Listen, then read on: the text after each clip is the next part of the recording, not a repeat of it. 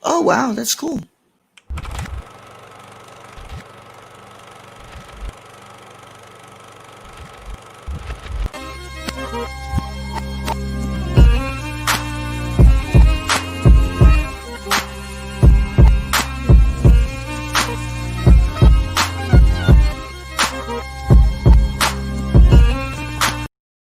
Welcome back to the Nerdcore podcast number 359. And as always, it is the Nerd Channel here to host the show, alongside my wonderful co-host, Young Yoda. Sup, everybody. Welcome to the OG show. OG show. Shout out to StreamYard. So they made a separate tab here where you can put in video clips. So now we don't have to look for them in the overlay section. They're all in the video clips section. That's so cool. Shout out StreamYard, man. Also, I know why I feel like I'm not as framed in this. Hold on, give me a second. There we go. Is your chair too low? Yeah, it's what my chair likes to like go down continuously. Just loses pressure over time. Yeah, it loses pressure. I'm in the hunt for a new chair, man. But we'll see when we can get one a new chair. How you doing, bro? Doing all right. I just want to say a special shout out to best moderator in the business, Mr. Chillzone. Hope he's doing okay, and we'll be here for him if he needs us. Man. Yeah, we're here when we need him. We're here when we need. We're here when he needs us. We're here when he needs us. I'm so sorry. Damn. Yeah, we're here. Cold world out here. Yeah, cruel world out here. We're here when he needs us. Best moderator in the business. Ain't nobody better than Mr. Showzone. That's a damn straight fact right there, my friends. But yeah, today we're doing our final review for Christopher Nolan Month here at the Nerdcore, and we are going along with our final review. It is The Dark Knight, 2008's The Dark Knight, and we're gonna get started in that in a bit. But yeah, this has been quite the month. I mean, we started off with Memento, went on to Batman Begins, we went on to Interstellar, and today we end with The Dark Knight. But can I just say this has been way better than Western Film Month? 100%. I can say without a doubt, this is better than Western Film Month. Very much. Oh, you want to know how bad Western Film Month was? Is that I forgot to put the title on one of the videos, and it's just there as 350 something. You were just like, I'm fucking done. Yeah, I'm done with this choice. Yeah, like I just don't want to discuss those. I don't want to think about Western Film Month. Hopefully, our next month is going to be better. But patrons are getting this episode free and streamed directly to them on YouTube earlier than everybody else.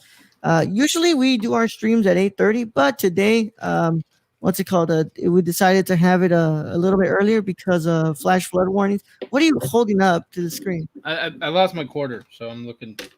No, we don't have any coin toss today. Yeah, I know. I'm just looking, making sure. Okay. I found Penny's work.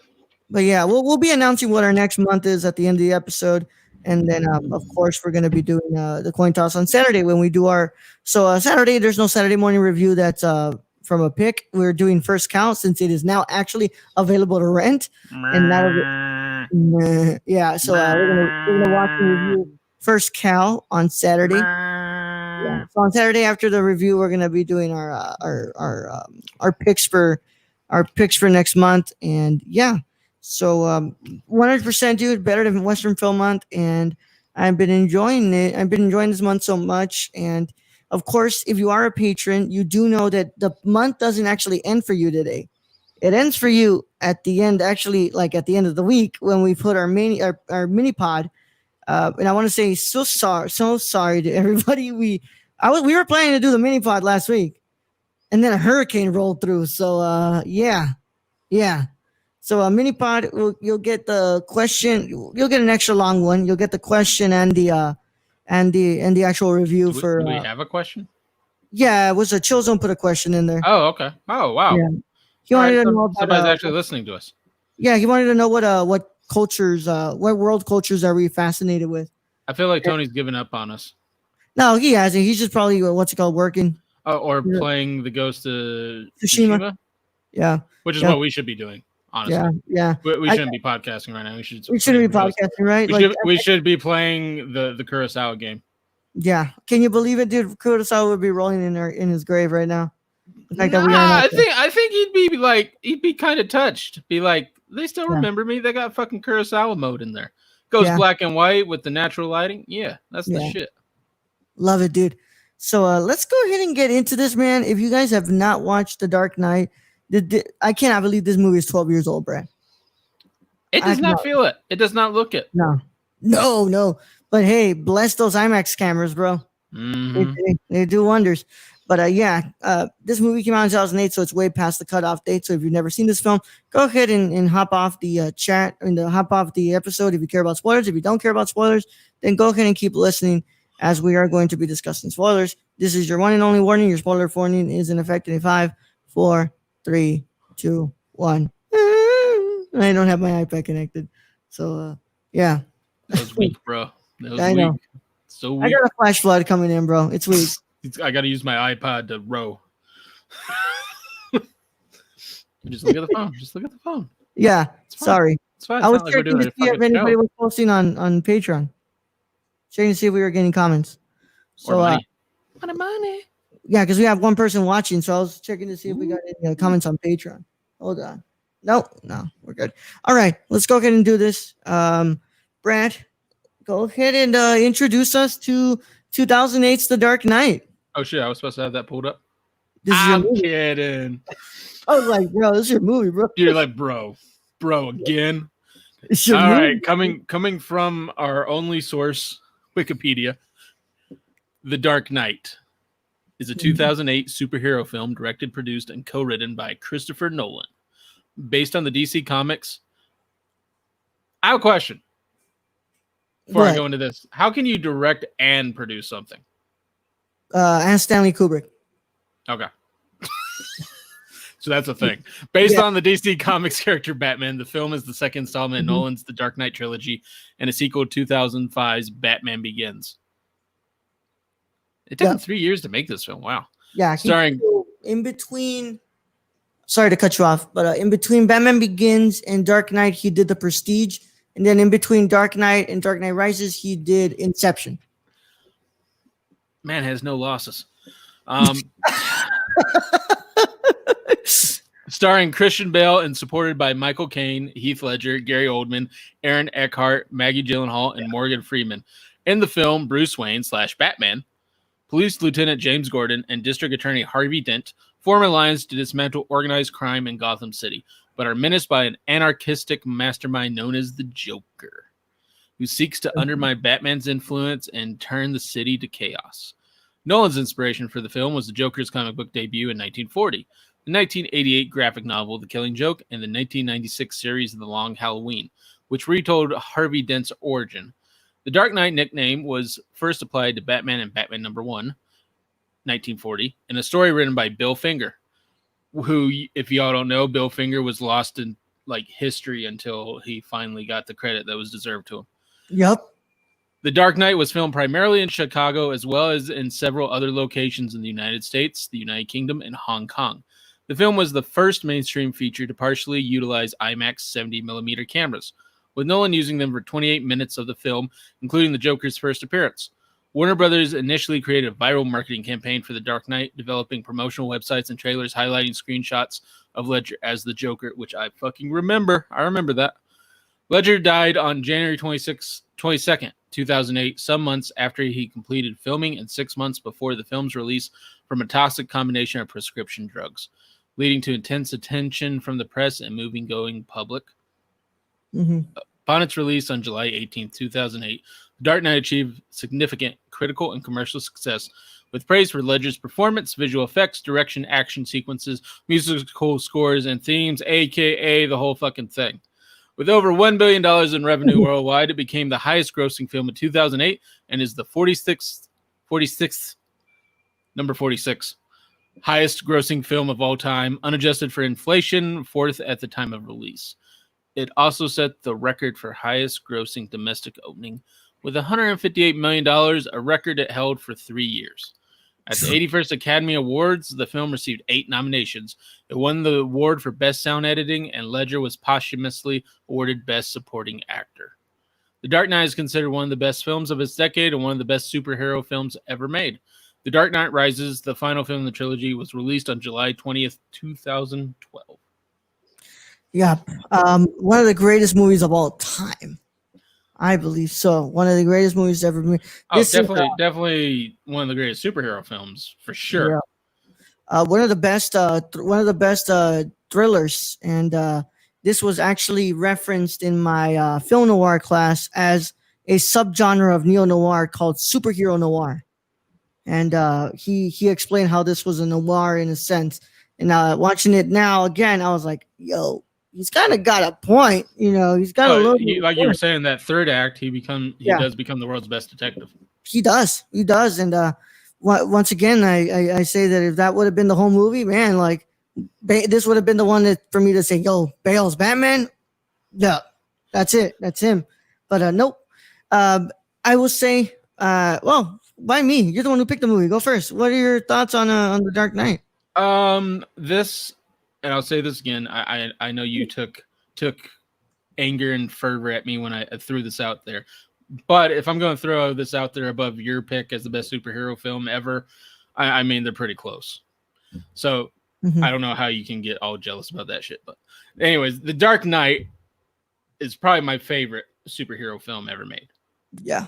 After a second watch, and again, I probably haven't seen this probably since 2008. So it was. I've seen bits and pieces of it, like that opening sequence. I've seen that opening sequence over and over and over. I find myself YouTubing that opening sequence over and over again, bro. That opening, I don't know if you've had a better opening sequence ever in a superhero film or generally in most films. I mean, I can think of better openings just because more nostalgic to me. But that the whole coming into the building and then the glass breaking and then them just going in and the clowns killing each other, like the whole part of it is like, what bus driver? It's well written, it's well acted, and it's well placed because there's certain scenes, things when I watched this the second time that I didn't catch in the first, like the shotgun that's dropped in the very beginning. Heath Ledger's Joker uses that when he pops out behind the truck driver and shoots the cop. He uses that. Like, I didn't catch that in the beginning. I'm like, I just shot the cop. I didn't realize it was the same, which, Joker, he just kind of picks up whatever he wants. Yeah. Weapons, dynamite, gasoline. And that's the whole, I think that's what you have here is you have, like you said, Batman, who has a code that he won't kill, versus Joker, who doesn't have a code at all. Like, he doesn't even have a criminal code. He's just does whatever the hell he wants, dude. Yeah, he's there to he doesn't even follow a criminal code because he burns his money. Like his half of money, and the other criminal's like, "What the fuck?" And he's like, "All the shit I need is cheap." Yeah. But it's I really did enjoy Michael Caine's story in this, like about Burma and them trying to capture the what the hell, he was a robber or something, and the robber like threw away the rubies, like he just did it for sport. And this film, it doesn't slow down. It's got some amazing music to it. So I'll go into what I had problems with. I just know that I think this movie's amazing in itself, but I do have a few issues with it. I have issues where when they go from the action scenes to the dialogue, like the sound is off. Like it gets really low with the dialogue. Like I have to turn my TV up to hear it. So I had an issue with that. And then, of course, my main issue with all three of these movies is Christian Bale. I don't think Christian Bale can hold his own in a Batman movie. I really think his supporting cast really helped lifted this up. Like Heath Ledger's Joker, he's the whole reason I said they didn't need to do Joaquin Phoenix's, which I take back. But now, after Joaquin Phoenix's and Heath Ledger's, you never need to do a Joker movie again. Never again. And I don't consider Joaquin Phoenix's Joker movie. I don't consider that a comic book movie. No. So I think this movie is a masterclass of filmmaking. Just Nolan's whole approach of wanting to create like escalation, because you really do start with like super high risk stuff that you're doing on there, and like as far as you go, it never kind of goes down. Everything keeps on following up and up and up and up and up. And it's like it's always going up because of just the great character you have in there. The Joker being the anarchist Joker, kind of bringing twists and turns wherever it can bring. I love the cinematography is incredible. The score is one of my favorites of Hans Zimmer. I just love how subtle it is at times. In the interrogation scene, which I believe is probably one of the greatest scenes of in film history in general. Mhm. I think that interrogation scene is is a scene that should be taught in film school when talking about what's it called, tension, and how to create tension with the Oh, camera and and the movements, dialogue in general. With that dialogue scene. and writing. Also, the scene where Joker interrupts the party, and Mhm. just how the camera keeps moving. I think that's another pivotal scene that should be taught in film school about maneuvering camera and how it creates this dizzying feeling. I gotta say the character arc of Harvey Dent after watching it a second time, that needs to be taught in film school. Yeah, The whole where you have the basically what they consider the White Knight and he's yeah. taking to his lowest point. It's so interesting because anybody who's read the comics, when he brings up the White Knight, it's like, oh wow. Anybody who's read the comics, they know that White Knight is what's it called? It's a comic where Joker cleans up his act and believes that Bruce Wayne has not done enough to fix Gotham. That Batman hasn't done enough, so he cleans up his acts and becomes the actual savior of Gotham. And it's quite an interesting comic, and one that I always kind of recommend everybody to go check out. Um, I got what's it called. The opening scene is incredible as well. That opening scene, it doesn't get any better than that. Especially love that was filmed on a 70 millimeter that he was talking about. I think it just amplifies it even more. I do have a couple of complaints. I think that I don't think that it's not Maggie Gyllenhaal's fault, but I think the character of Rachel is written so poorly in this movie. I don't disagree. She's kind of, for how much she was needed in Batman Begins, Yeah, she's kind of thrown to the side and just tossed away. yeah, Which I can understand why they did that to that character, because it gives motivation to Two-Face, gives yeah. motivation to Batman. But the way they did it, I didn't necessarily enjoy. It felt very damsel in distress. Like in Batman Begins, she was helping citizens out there in Gotham and pulling them out of the wreckage and stuff. And in this one, she's kind of like just Harvey's girlfriend slash fiance, and the person who's just kind of like cheering Harvey on in the back, and it's just kind of an accessory Yeah, to Harvey. she's been kind of tossed to the side Yeah, compared it's just to kind what of she like did an in the first accessory. movie. I did enjoy, though, because of those scenes, the scene you got between Joker and Two-Face in the hospital.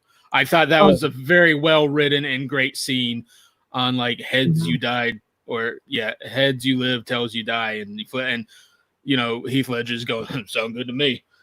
Yeah, the action scenes, the what's it called, the choreography within the action, amazing work. It's I love that. It's just kind of like up until BVS with the warehouse scene. This movie had some of my favorite fight scenes in a Batman movie ever. Mm-hmm. Of course, the video games have been better. Oh, too. and then the whole flipping the truck over scene.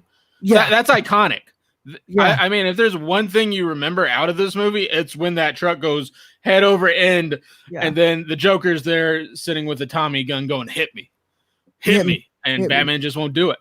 Yeah, yeah. I love that. Just gets out and just like hit me, and like it's just Heath Ledger's performance in this movie is incredible. I mean, He goes to another place, which wasn't the greatest thing for him in real life, but as a performance, this is why I was so against another Joker movie. I was like, you don't need to do another comic book Joker movie. But to Joaquin Phoenix's credit, he didn't make another comic book movie. That wasn't a comic book movie. It's really sad that things went down the way they did for Heath Ledger's what's it called, the Joker, because in the treatment for Dark Knight Rises, he was supposed to come back in that film, and that was going to be my next question for you. Was what was the plot there for the Joker to come back? So obviously they haven't gone in like straight details, and I don't think they ever will. But the whole plan was was to bring Joker back for the third film. The tree was in the treatment. They were going to bring him back. And after the passing, people asked if they would if Nolan would recast, and Nolan said, of course, out of respect, that he was not going to recast the role, which I think that's the good thing to do. That's the right thing to do. I mean, and what we got with The Dark Knight Rises with Tom Hardy as Bane. Yeah. That one, I mean, I don't think that movie gets enough credit for what it is too. That's kind of why I wanted to do the whole trilogy. And then just for a Saturday morning review, Brad. Yeah, and just the breaking of Batman's back. Yeah. I mean, it's incredible. Yeah, I can't imagine not having that movie as well. Yeah. But I do wish Heath Ledger wouldn't have died, and he would have got to make another appearance. I will always wonder what kind of would happen. But then, I'm kind of thinking, now having gotten The Dark Knight Rises, right? We have it and we've seen it. If you would have asked me in 2008, we're like, I wonder how Heath Ledger would work. If you would have asked me in 2011, after we hear that, Bane, Tom Hardy will be Bane in the film, right? And we're like, I wonder how that would work. Now getting it and we're like, Tom Hardy's Bane worked really well. And you're like, I think that would have even kind of made the movie with Heath Ledger's Joker kind of a little bit too overwhelming at times. Like have two really, really good structured villains, which could have probably given a little bit of problem to, how he was going to handle. And I really think a lot of your villains, other than the Joker, it's the backstory. It's always the backstory that makes your villain how much you care about them. Like Bane's backstory is just it's harsh. It's way harsh. And where the Joker is, we don't really know Joker's backstory technically. Yeah. That's which makes that even better, dude. I love that. So what's it called? When I first watched this film in 2009, because we had just gotten to PS3, and then we're like, oh cool, we can get Blu-rays with this, and we would go regularly to Best Buy to buy a bunch of Blu-rays. So I ended up buying Batman Begins and Batman and The Dark Knight. And I was like, okay, cool, let's see this and let's watch this. And I remember watching this, and me being the nerd I am, that I've always been a big nerd and big fan of comic books. When he does that first one of why he got his scars, and I was like, damn it. They're doing it. They want to give Joker a backstory, and it's like we don't really need that. We don't really know. But then you realize what Nolan's doing by the third one, where it doesn't fucking matter how he got his scars because he's insane. Yeah, he doesn't even know it. He doesn't even know. And he does the second one, and then you're like, okay, no, I know what Nolan's doing here. He's doing he doesn't even know what his story is. No, it doesn't. It doesn't fucking matter. Yeah, I love how a lot of the characters that in Batman Begins probably would have been seen as very non-integral, like Lucius Fox in the first movie doesn't really seem like it's a big important. But Fox is such an important one in this, in that he's like Batman's moral code in a way. Yeah, and Batman knows that he can't handle that power of being able to see everything. Yeah, Look. Let's go ahead, because I was going to say something, but I totally forgot. Yeah, and then Gordon in this movie. I love Gary Oldman's Commissioner Gordon, and just that arc in this movie is incredible. Especially having seen Batman Begins 2 weeks ago. I say that I love his character arc in this film, and just how he gets a lot more camera time in this film. 100%, and it's great. Especially at the end there when he's trying to talk Harvey down, and then Batman and him just realize Harvey's gone. Yeah. And I can't remember who played Harvey. I remember what I was going to say though. Yeah, go ahead. And it was Aaron Eckhart who played Harvey. Aaron Eckhart, yeah. But I was going to say that the Joker not having a backstory is basically what Rey in Star Wars should have had. Yeah. And shut up. Don't open that can of worms, bro. We're gonna have a bunch of can of worms here. Gonna get the fanboys mad. Yeah, get them mad. Yeah, no, don't do that. You fanboys ruined that third Star Wars film. I'm just saying. Yeah, well, please don't start. I gotta say that Darren Eckhart was incredible job as Harvey.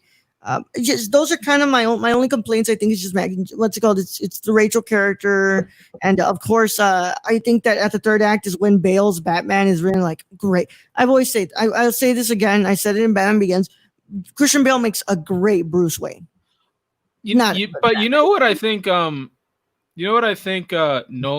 and yes, Christian Bale does make great Bruce Wayne in this film, better than in Batman Begins, I think. Yeah. In the Lambo scene, I really love the Lambo scene. Not gonna lie, I love the Lambo scene. I love the Lambo scene. I'm just, but I really think this movie was to basically just get rid of. It was Maggie Gyllenhaal, wasn't it? It wasn't Katie Holmes anymore. No, Katie Holmes was supposed to reprise her role, and then she what's it called? She had to pass on it because she was working on another film. So then they cast Maggie Gyllenhaal.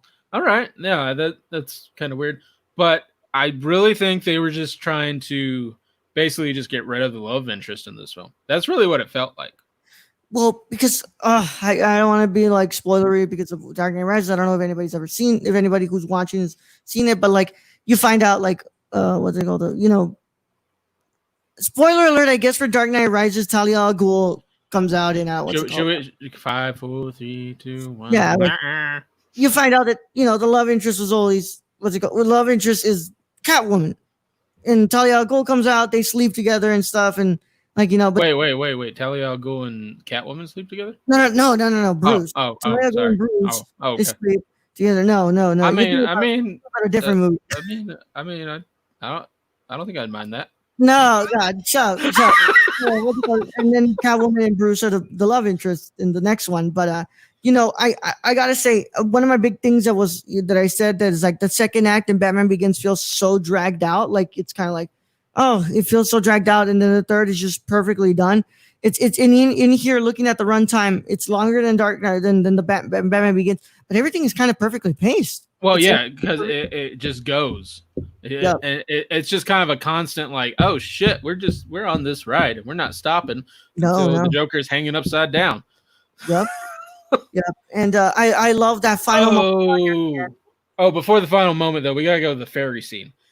That is such a well-written, well thought out scene on the human behavior. Yeah. What they would do. And then the prisoner grabbing the remote and just, you should have done this 10 minutes ago and threw it out the window. And then he just goes and sits down, and it's just like,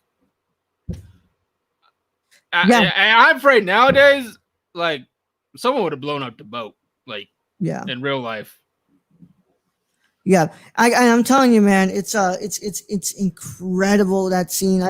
It's just like everybody in the other boat is like, just do it. They made a choice and whatsoever, right? And then they get to it, and dude can't do it. I mean, because there's shit you can't come back from. Like, yeah, they're prisoners, but at the same time, how many prisoners do they have on that fucking boat? Like 500? That's still 500 people that you're just about to blow up. Yeah, and I'm gonna be linking a video in the comments. It's from a really good channel that they were talking about how like this is the only post 9/11 noir film, and it brings up a really interesting side of this film that not a lot of people really kind of see in this movie. But I'm telling you that boat scene is just incredible. Just it's like the guy gives it to him because he thinks that he's gonna do it because he wants him to do it, and then he throws it out and he's like it shows you like the criminals are the ones who have probably more humanity than the people who are actually working inside the police department in Gotham. Yeah, and that just, I mean, they keep going over and over. Gotham's just crooked. It's just crooked. Yeah, Gordon, you're good, but you got crooked people. And I mean, we got to bring up Heath Ledger again in this one particular scene because this scene's always brought up. It's the scene where he keeps going even when shit was fucked up.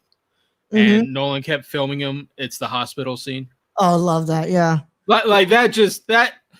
And you're just like, this dude is the Joker. Like, this is how Joker would act. Just like. He was like about 1 or 2 seconds away from saying, Chris, what happened? He was and then it blows up. He was probably like 2 seconds away from looking at the camera or looking the other way and be like, Chris, what happened? And then it hits, and he's like, "Oh shit!" It even startles him. He runs into the bus. I love that so much, and just reading just knowing the what's it called, the story behind it and all that stuff. And every time I see the, of course, I do get I get so what's it called, really, really like anxious with that scene with the car flipping, but I also can't help but smile because I remember the picture from on set when Bale was laying down and Ledger, what's it called, was doing a kickflip over him. Oh, on the skateboard. Yeah, it's like it's those little things that I can't help but smile because I was remembering how fun it probably was to be on that set with them. And then Michael J. White, who you probably won't even recognize in the film, but once he's one of the first people in the film where first people in the scene where with the magic trick with the pencil. And how he was saying in an interview that Nolan was really into cast coming to him with ideas and being like, hey, how about if we try kind of doing like this? And he was like, oh, okay, let's try it. And that's another one that you don't forget is the make this pencil disappear, and you're like, he just killed a guy by slamming his head into a pencil. One thing though, I always kind of forget about this movie, and I've watched this movie last, I think 2 years ago. I think the last time I watched this film was 2 years ago on HBO. The one thing I always forget is that Batman goes to Hong Kong, and I'm always reminded, why did the government not get involved in this? Like, he just kidnapped somebody from a foreign country. And the details. The skyhook was kind of cool. Whatever. I was like, oh, I forgot that he went to Hong Kong. And then you see that and you're like, why didn't the government get involved? He literally. I mean, Gotham's kind of like that one just blank spot on the map that nobody fucks with. But let's go ahead and move into scoring, man. I'm gonna go ahead and give The Dark Knight a wonderful 9.75 out of 10. I think that it's a near perfect movie, and I think that it's the second best comic book film ever made. Right behind Logan for me, and then I'm on the after The Dark Knight is what's it called, Man of Steel for me. I think Man of Steel is right after that one. Man of Steel is a great. It's an underrated movie. It really is. Man of Steel is an underrated movie. So good. I know. I've talked to Tony about it, and he's told me all the things why he doesn't like Man of Steel, things he doesn't like Man of Steel. And I'm just like, I just can't help but love that movie so much. That movie is incredible to me. I forget, is it Burn Bright or Brightburn? I think it's Brightburn. Brightburn. If you want to laugh at some fucking shit, go watch Brightburn. It's not very good or funny, but the way they just steal Zack Snyder's shots, that shit's funny. Yeah, I've seen this movie before. Yeah, watch Brightburn and then watch what's it called, Man of Steel right after. Yeah, you'll like Man of Steel better, or you'll be like, Man of Steel stole from Brightburn, and then you look at the year that it was released, and you're like, oh, never mind. So what's your score for The Dark Knight? I think I agree with you. Like I said, I had my few issues with it are apparently Nolan has this issue in a lot of his movies is where it goes from the action scenes with the loud music, and then it cuts to the dialogue, and then you can't hear the fucking dialogue. Yeah. It's too low for some reason.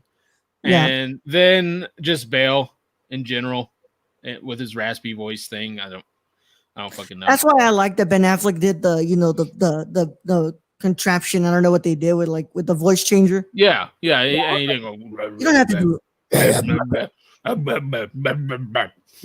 No, man. Just the cold voice changer is a better idea. You got hockey pads. Yeah.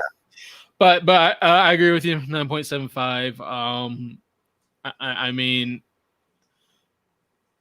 it's very hard to beat this movie in comic books, in the comic book genre. I kind of agree with you. Logan's up there. I think I put this just a little above Logan, but this and Logan are top. So I should probably do this. I never realized that I never did a ranking. What's it called? Let's on Letterboxd for Nolan. But if anybody's actually interested, because there's a couple of movies from Nolan I've never watched. Of course, I haven't watched The Prestige. I haven't watched Insomnia or The Following. So we're gonna watch the Insomnia for the mini pod. So if you're interested in knowing my ranking. My ranking of Nolan's movies that I've watched, I have, of course, Interstellar at number 1, Inception at number 2, Dark Knight at number 3, Memento at number 4, Batman Begins at number 5, Dunkirk at number 6, and Dark Knight Rises at number 7. I don't know if I would put. I don't know. I need to go back and watch Inception just because that movie is just a mind fuck. That's I love that movie's movie. a mind fuck. It really is. Like, it's not just the fact it's a mind fuck. It's just the performances in that movie, bro. Like Leo. I mean, it does have Joseph Gordon-Levitt. Yeah, true. It's just that movie is talking about another movie where they open it so like crazy with how they open that movie, kind of like with like Dark Knight, but yeah. I mean, to all those living in other countries, I hope y'all enjoy the opening of Tenet.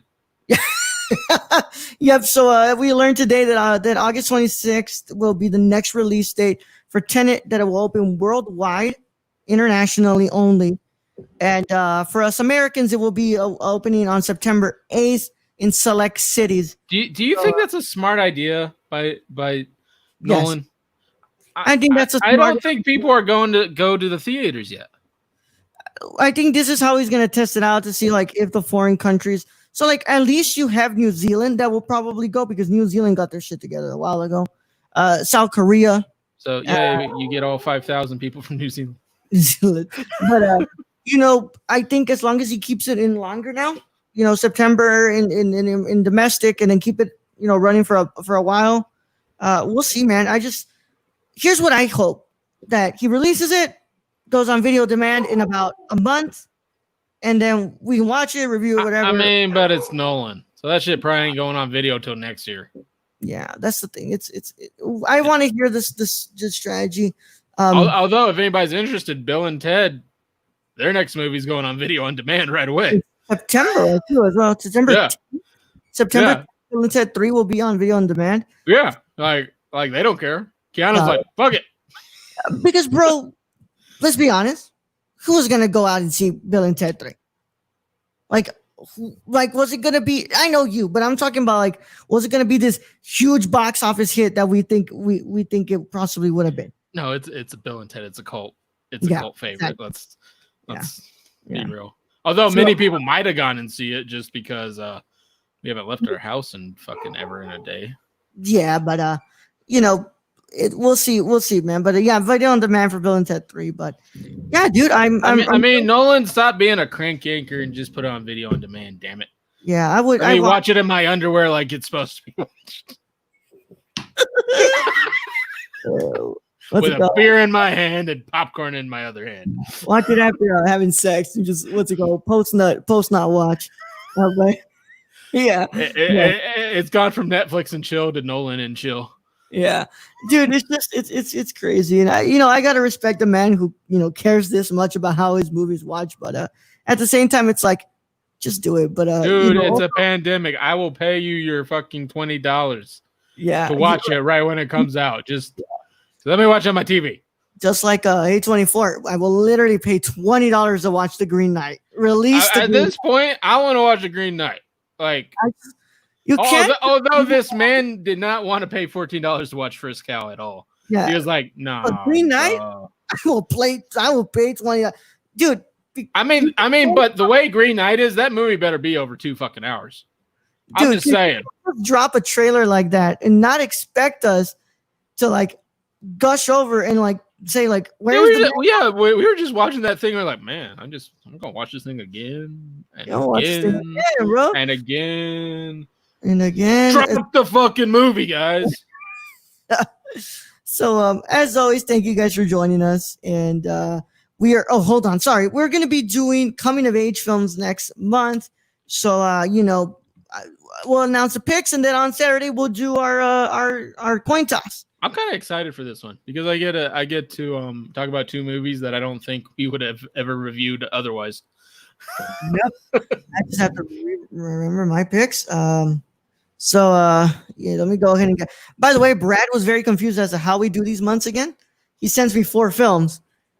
I'm like, I might have tried to take over a little. Yeah, I kind of wanted to review Stand By Me, okay? Dude, I'm sorry, but that's just not how it works. You were gonna leave me with one pick. You're gonna leave me with one pick. I'll just make Stand By Me the Friday pick. Fuck you. Shut up. So Brad, let's go ahead and go. What are your picks for coming of age month? My picks for coming of age month / back to school month, and y'all can thank Brenda for that choice. because I was like, what should we review this month? And she's like, well, it's back to school. Why don't you do coming of age? I'm like, that's a great idea. I'm going to steal that and tell Raul it was all me. Anyways, my first pick is Nick and Nora's Infinite Playlist. It is one that's close to my heart that I love and enjoy. And if Raul talks shit about it, I'm going to fly to Texas and slap him in the back of the head. Now that's just going to make me want to talk shit about it. Yeah, I know. There are probably things to talk shit about on this movie, but I love this movie. It is like my favorite romantic comedy, believe it or not. Mm-hmm. And then, of course, the one and only Superbad. Of course. I mean, what better comedy coming of age? Like, where else can you go? Like, coming. Yeah. I love it. I love it. And then for my mini pod choice, I've already watched. I watched this movie for the first time this year, but I absolutely love this movie. Is The Perks of Being a Wallflower. All right, so those are two movies I've never seen before. Of course, you've never seen The Perks of Being a Wallflower? Nope. Hopefully, and I'm actually picking what's it called? There's one movie on my list and my picks that I've never watched. So for my picks, I'm going with Celine Sciamma's Water Lilies. It is an LGBTQ plus coming of age film. It's in French, and she is the director of the incredible Portrait of a Lady on Fire. So I wanted to check out this movie, and it's on the Criterion Channel. So what's it called? Even better. I have the Criterion Channel. And then my second pick is Dope. I haven't watched this movie in a long time. I might have watched this movie a while ago, but I don't remember. Yeah. I think I did. Because it's the only movie out of these three of your picks that I've heard of. I watched this movie and I loved it the first time. I'm really, really excited to rewatch Dope because I thought that movie was awesome. Also, what's it called? It has probably one of my favorite A$AP Rocky's songs in there, like for like a good 3-4 minutes. Which song's that? The one of Lord Pretty Flaco Jody. Lord Pretty Flaco Jody. Yeah. What's it called? And then, of course, my mini pod choice is none other than probably one of the most famous coming of age films because it took the man 14 years to make the film, and that is Richard Linklater's Boyhood. Does that count as a documentary then? No, because it took 14 years because he used the same cast for 14 years. So it had a script and everything, but he waited for them. It's kind of like Quentin Tarantino's Kill Bill, where he's waiting for the little girl to grow up. Kind of, because he actually was shooting, like, he shot in 14 years of the movie. Like, he shot every single year in parts of that film. So you literally That's crazy. With the same cast. Do you know how crazy that is? Mm-hmm. That is ridiculous. Yep. Like, no director in their right mind would fucking do that. Yeah. And I also, this is a movie that I don't remember. I haven't watched in a really long time. This is one of Eric's favorite movies of all time. You have the same cast from the beginning until the end, and you see them all progress and grow up. So, you see the little boy become a teenager, an adult in college at the end. So, it's really interesting. So without further ado, thank you guys for coming on the show and watching us and listening to us. Of course, you want to go ahead and subscribe to this YouTube channel if you're watching the YouTube video. And also you want to go ahead and leave a like and subscribe, and comment. Tell us what you think about The Dark Knight. Go and follow our Twitch channel as well, twitch.tv/nerdcore. Leave a rate review on your podcast app of choice, Apple Podcasts or Stitcher. The only ones I kind of know that they allow reviews and rates. So please go ahead and leave a rate and review on that. And as always, the nerdcore.com is where you can find all the wonderful things about this show and all the other stuff that we do, like a bunch of cool articles. Brad did an article on The Last Dance, right? I did. I hope people actually read that because that was 10 long episodes I watched. Yeah. In one go. Yep.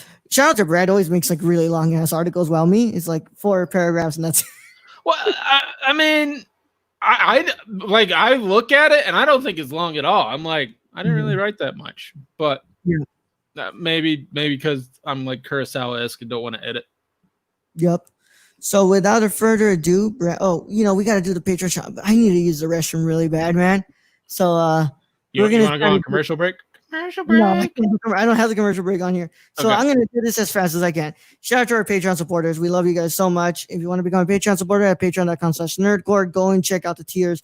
We love our producers and our writers. Our associate producers are Cassie and Sarah. And guys, please excuse me for not being able to do all your social medias, guys. I really need to use the restroom. But Grayson Barker and Shane XSRK, thank you guys so much. Grayson, you can find him at Grayson Barker 98 on Instagram. And what's it called? Shane, they can find him at twitch.tv/XSRK. Yep, and that's Twitter as well. And then our writers, we love you guys so much. Real Nerdy Dad, Tony, that's Tony, Real Nerdy Dad on Twitter. And then Brown Rice 96 on Twitter, Instagram, Twitch. Yeah, that's everything. I had to go that super fast. Sorry, guys. But without further ado, Bradley, send them out. All right, Raul, thank you for being a host as always. Thank you to all our Patreon supporters, all our listeners out there. We appreciate each and every one of you. And Young Yoda out. Bye. You can finish this. You have control. I'm out. I'm out. Bye.